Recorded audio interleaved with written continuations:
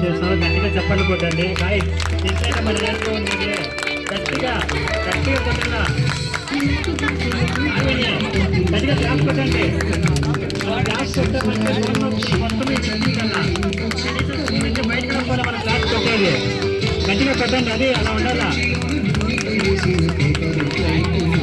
Thank you madam, thank you so much madam.